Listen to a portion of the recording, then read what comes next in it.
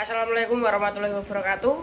Perkenalkan, nama saya Cynthia Wildani Alfisamda dari D3 Fisioterapi. Di sini saya akan menjelaskan tentang rehabilitasi cedera pada ankle. Cedera ankle sering juga disebut dengan cedera pergelangan kaki atau bahasa medis juga disebut dengan ankle sprain. Ankle sprain dapat terjadi pada atlet atau masyarakat biasa, biasanya disebabkan oleh jalan yang tidak rata, berlari, atau melompat. Dalam video ini saya akan menyampaikan tentang rehabilitasi cedera ankle.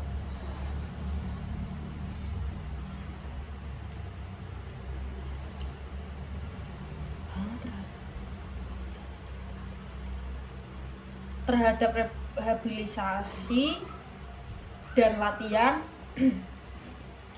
yang dapat dilakukan untuk mempercepat pemulihan cedera ankle.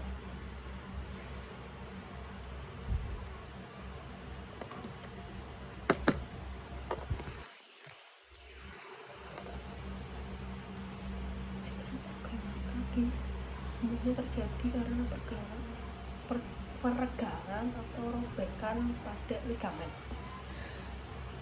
Cedera pergelangan kaki umumnya terjadi karena peregangan atau robekan pada ligamen. Cedera pergelangan kaki atau dalam istilah medis disebut dengan sprain ankle merupakan salah satu jenis cedera yang paling sering terjadi baik pada atlet maupun masyarakat umum.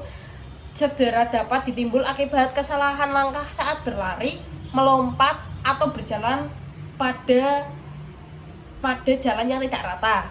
Dalam video ini kita akan membahas secara singkat mengenai penyebab cedera ankle, terhadap rehabilitasi dan latihan yang dapat dilakukan untuk mempercepat pemulihan. Pergelangan kaki umumnya terjadi karena peregangan atau robekan pada ligamen yang menyembuhkan tulang-tulang pergelangan kaki. Ligamen tersebut berfungsi untuk menjaga stabilitas sendi. Cedera ini diklasifikasikan menjadi 3 derajat. Derajat 1, peregangan ringan pada ligamen. Derajat 2, robekan sebagai ligamen.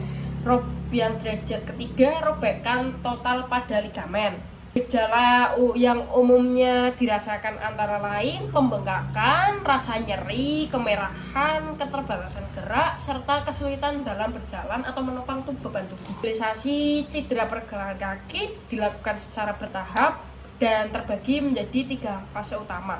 Yang pertama yaitu fase akut, hari ke-0 hingga hari ke-3. Tujuannya mengurangi dan kan. Yang kedua diterapkan prinsip proteks atau melindungi. Yang ketiga yaitu optimal loading, pembebanan optimal, ice atau kompres es, elevation, posisi kaki yang lebih tinggi daripada jantung, dan hindari aktivitas berat. 2. Fase subakut, hari ke-4 hingga hari ke-14. Tujuannya memulihkan gerak sendi dan mengurangi kekakuan. Latihan ringan seperti gerak sendi, range of motion, dan pergelangan otot betis dapat dimulai.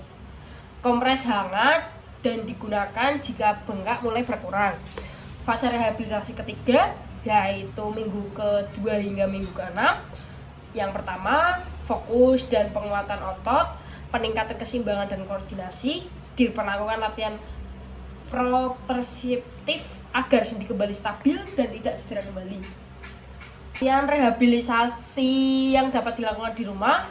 Berikut ini beberapa latihan yang dapat dilakukan secara mandiri di rumah sebagai bagian proses rehabilitasi. Ada duduk dan tarik handuk menggunakan jari-jari kaki. Yang kedua ada gerakan pergelangan kaki untuk menulis huruf A hingga Z di udara. Yang ketiga berdiri sambil berpegangan pada dinding. Kemudian naikkan tumit secara perlahan. Gerakan ini memperkuat otot betis. Yang keempat Latihan keseimbangan, bisa berdiri dengan satu kaki selama 30 detik untuk melatih propriosepsi. Yang kelima, lakukan gerakan empat arah yaitu dorsofleksi, elevasi, inversi, plantar fleksi. Latihan ini menguatkan kekakuan otot dan stabilitas sendi. Jika setelah beberapa hari nyeri dan bengkak tidak juga membaik, dan apabila Anda mengalami kesulitan berjalan, segera konsultasikan ke dokter atau fisioterapis.